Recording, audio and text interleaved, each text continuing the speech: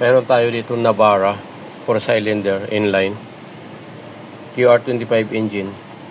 Last touch tayo dito dahil ang problema nito ay misfiring. So pinalitan na ng ignition coil, spark plug, pinalinis na rin yung injector. So ganun pa rin, may misfiring pa rin. Chinik na rin nila yung engine compression, okay naman daw. Mayroon itong trouble code na P0303, cylinder number 3 misfiring. So last touch tayo dito. Tayo nang huling hahawak nito at hanapin natin yung pinagmumulan ng misfiring. Kasi ang misfiring, maraming pwedeng panggagalingan. Unang-una, pwedeng ignition coil, spark plug, tsaka injector. Pwede rin camshaft sensor, pwede rin oxygen sensor, pwede rin AGR or purge valve, or pwede rin loose compression. Pwede rin kanyang intake at saka exhaust valve. So 10 ang pwedeng panggagalingan ng misfiring. So dito, bago natin anuhin ito, desisyonan kung ano talagang dapat gawin, kasi sabi nga nila baba na ng makina, buksan na ang makina. Pero dito, mayroon muna akong procedure na ginawa. Ang unang ginawa ko ay dahil okay na nga yung ignition coil, spark plug, tsaka injector, tsaka yung mga sensor okay naman. So ang ginawa ko dito ay nag-check ako ng valve clearance. Yung mga valve clearance dito sa camshaft, sa exhaust, tsaka sa intake. Ito yung intake camshaft, ito yung exhaust camshaft. So makikita ninyo itong cam lobe nakataas. Yan. Nakataas itong intake number, piston number 2, at saka yung exhaust number 3. So kinuna natin isa-isa yan. Tinatap dead center natin. Kinukuna natin ng isa-isa ng clearance gamit yung filler gauge. Isa na yung ating filler gauge. Gamit itong ating filler gauge. So nakuna natin lahat yan at nakita natin yung problema, ang pinagmumulan ng kanyang misfiring number 3. Dahil itong exhaust valve, itong isang exhaust valve lifter ay tukod. Wala siyang clearance. Wala, as in wala siyang clearance. Tukod na tukod. Kaya ang nangyayari, kaya siya nagkakaroon ng misfiring.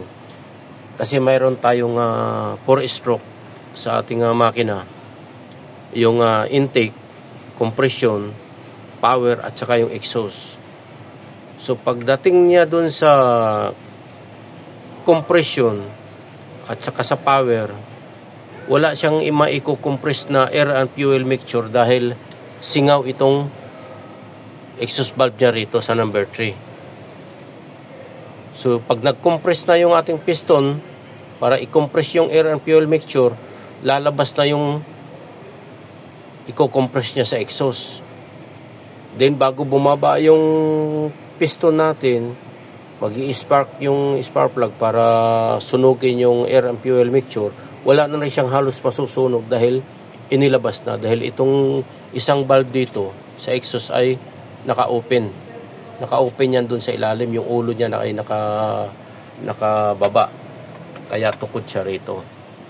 So ngayon, ang ginawa natin ditong step ay kinunan muna natin siya ng clearance lahat. Sinulat natin sa isang papel. Kagaya nitong ginawa ko.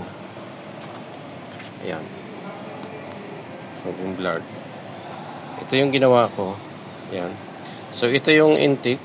Ito yung exhaust. Ito yung piston natin, 4. Ito yung mga bilog na maliliit. Yan yung kunwari ay intake at saka exhaust valve natin. So makikita ninyo 1, 2, 3. Dito sa 3, yung isang exhaust ay 0.00.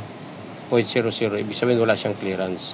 Dito naman sa pang-4 na piston na last na exhaust valve ay 0.10 mm lang. Dito 20, dito 0. Ito ay 20 mm. Ito ay piston number 2. Ang exhaust niya ay parehong 0.15 mm. Dito naman sa number 1 ay 0.15, ang isa naman ay 0.20. So dito sa intake ay halos pare-pareho sila, 0.30 mm. So dito tayo nagka-problema sa cylinder number 3 dahil ito yung nabasa ng ating scanner. Ito yung nagmi-misfire dahil halos wala siyang clearance. Ito medyo napapatawad pa. At saka ito mga 15. Pero ngayon, ang gagawin natin dito, kasi hindi ito kagaya ng isang unit na pwede natin tanggalin yung valve shim. Yung valve shim lang ang tatanggalin natin, madudukot natin, pwede natin papalitan. Ito, lifter type ito. So hindi natin yan mailalabas yung lifter na yan hanggat hindi natin tanggalin itong camshaft. So magtatanggal tayo ng camshaft. So kaya na ako nagbukas dito dahil maaaring magtatanggal tayo ng timing chain para mailabas natin itong camshaft at matanggal natin yung lifter. So ngayon ang gagawin naman natin na procedure dito, mayroon tayong computation na gagawin. Una, alamin natin kung ano yung clearance ng specification clearance ng ating intake at saka exhaust valve. Tapos pangalawa, susukatin siya natin ng actual kung ano yung kanyang clearance. Kagaya nito, wala siyang clearance. So ang gagawin natin dyan ay magmaminus tayo. Kasi makapal, kumbaga tukod siya, babawasan natin, magbabawas tayo. Dalawang klase yan. Mayroon na mga sobrang laki na ng clearance, yun naman ang magdadagdag naman tayo doon. So kukunin natin yung clearance muna, isusulat natin sa isang papel, kagaya nitong ginawa ko rito. Kagaya niyan.